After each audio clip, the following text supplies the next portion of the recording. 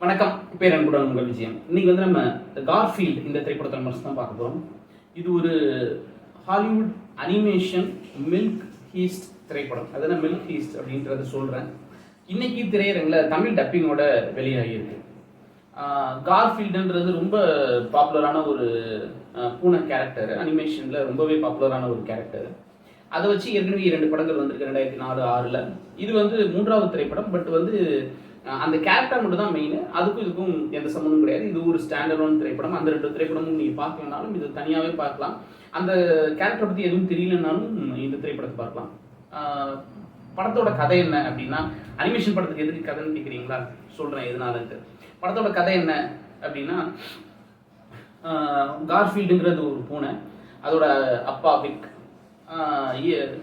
அந்த விக்கை வந்து பழி வாங்குறதுக்காக ஒரு வில்லன் பூனை, ஒரு பெண் பூனை வந்து கார்ஃபீல்டை கடத்தி வச்சிருக்கு. அந்த விக்கிட்ட வந்து என்ன சொல்லுது அப்படின்னா, அந்த விக்கையும் சரி அந்த கார்ஃபீல்டையும் சரி விடுவிக்கணும் அப்படின்னா அதுக்கு என்ன பண்ணணும் அப்படின்னா, ஒரு லாக்டோஸ் ஃபார்ம் இருக்குது. அங்கே இருக்கிற ஒரு பால் ட்ரக்கை வந்து கடத்திட்டு வரணும் அப்படிங்கிறது தான். ஸோ அந்த ஹேஸ்ட்டு தான் படம். அதை எப்படி அவங்க வந்து கொள்ளையடிக்கிறாங்க, ஒரு பால் ட்ரக்கை எப்படி கொள்ளையடிக்கிறாங்க அப்படிங்கிறது தான் திரைப்படம். பட் நம்ம என்ன இந்த படத்தில் என்ன வித்தியாசம் அப்படின்னா, இது வந்து கிட்டத்தட்ட நம்ம சம்சாரம் மின்சாரம்ல விசு ரகுவரன் கேரக்டர்ஸ் இருக்கும்ல, அந்த அந்த அந்த கேரக்டர்ஸ், அதுக்கப்புறம் அந்த 2 பேருக்கும் இருக்கிற ஒரு பாசம், பாண்டிங், அது எல்லாத்தையும் வந்து ஒரு அனிமேஷனாக எடுத்தால் எப்படி இருக்கும். இப்போ நம்ம ஊரில் வந்து எல்லா படங்களையும் வந்து வெட்டு, குத்து, கொலை, கன்னு, பீரங்கி அப்படின்ட்டு ஹாலிவுட் ரேஞ்சில் ஒரே ஆக்ஷனாக போயிட்டு இருக்கும்போது, ஹாலிவுட்டில் வந்து அப்படியே நம்ம ஊர் ஸ்டைலில் ஃபுல்லாக சென்டிமெண்ட்டில் போட்டு தாக்கிக்கிட்டு இருக்காங்க.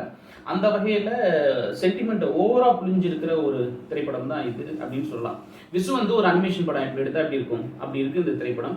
ஆனால் வந்து ரொம்ப ஓவராலாக எதுவும் இல்லை. நிறைய இடங்களில் எமோஷ்னலாக, சென்டிமெண்ட்டாக, என்னதான் அது வந்து பூனை நம்ம அனிமேஷன் தெரிஞ்சாலுமே, பொம்மை படம் தெரிஞ்சாலுமே நமக்கு ரொம்ப பர்சனலாக ரொம்ப கனெக்ட் ஆகுது. அந்த பாண்டிங், அப்பா பையனுக்கான பாண்டிங்லேருந்து எல்லாமே ரொம்ப பர்சனலாக கனெக்ட் ஆகி அவ்வளோ ஒரு உணர்ச்சிகரமான ஒரு திரைப்படம். கற்றுக்கிறதுக்கு நிறைய விஷயங்கள் இருக்குது. பெரியவங்களும் சரி குழந்தைங்களும் சரி கற்றுக்கிறதுக்கு நிறைய விஷயங்கள் இருக்குது. எப்போதுமே அனிமேஷன் படங்களில் ஒரு நல்ல விஷயம் என்ன அப்படின்னா, அதில் வந்து ஏதாவது ஒரு கருத்து இருக்கும். கருத்துனா வந்து ப்ரீச் பண்ணுற மாதிரி, லெசன் எடுக்கிற மாதிரி இருக்காது.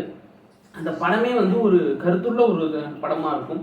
அனிமேஷனுங்கிறது குழந்தைங்களுக்கான தானே. ஸோ அதை காமிச்சு குழந்தைங்களுக்கு சொல்லிக் கொடுக்குறதுக்கு நிறைய விஷயங்கள் அந்த படங்களில் இருக்கும். அந்த வகையில் இந்த திரைப்படத்தில் வந்து குழந்தைங்கள் அவங்களாவே பார்த்து கற்றுப்பாங்க. நம்ம சொல்லிக் கொடுக்குறதுக்குலாம் எதுவும் இல்லை. அவ்வளோ ஒரு ரொம்ப ஸ்ட்ரெயிட் ஃபார்வர்டாக ஃபேமிலி எந்த அளவுக்கு முக்கியம் அப்படின்றது. கடைசியாக வந்து அந்த ஒரு ஃபேமிலி ஃபார்ம் ஆகுது அந்த திரைப்படத்தில். ஒரு 4 பேர் சேர்ந்து ஒரு குரூப் ஃபோட்டோ ஒரு செலுத்தில் மாட்டுறாங்க லாஸ்ட் ஷாட்டில். அந்த 4 பேரும் வந்து வேறு வேறு சம்மந்தமே இல்லாத ஆட்கள். அந்த 4 பேரும் எப்படி சேர்ந்து ஒரு ஃபேமிலியாக ஆகுறாங்க ஒரே வீட்டில் அப்படிங்கிறது தான் அந்த திரைப்படம். அது அவ்வளோ அழகாக, அவ்வளோ பர்ஃபெக்டாக எக்ஸிக்யூட் பண்ணியிருக்காங்க.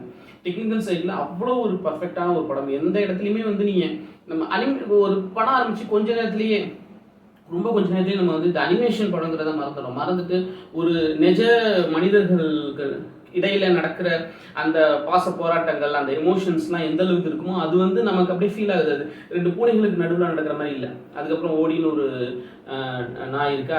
அதுக்கப்புறம் அவங்க எடுத்து வளர்க்குற ஜான் அப்படின்ற ஒருத்தர், அவங்க எல்லாருமே அனிமேஷனில் இருக்காங்க. ஆனால் எங்கேயுமே நமக்கு வந்து அந்த அனிமேஷனுங்கிற ஃபீலே வரல.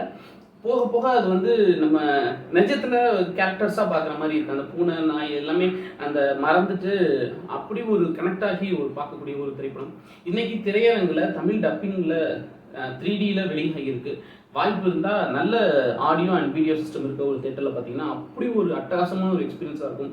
இந்த சம்மர் லீவில் குழந்தைகளுக்கு அழைச்சிட்டு போய் காமிக்க ஒரு முக்கியமான கட்டாயம் குழந்தைகளுக்கு காமிக்க வேண்டிய ஒரு திரைப்படம்னு நான் சொல்லுவேன். என்னுடைய பர்சனல் பரிந்துரை இது. மிஸ் பண்ணிடாதீங்க தேட்டரில் இந்த திரைப்படத்தை. இந்த வீடியோ பிடிச்சி லைக் பண்ணுங்கள், ஷேர் பண்ணுங்கள், கமெண்ட் பண்ணுங்கள், நம்ம சேனல் சப்ஸ்கிரைப் பண்ணுங்கள். அன்பை பகிர்வோம்.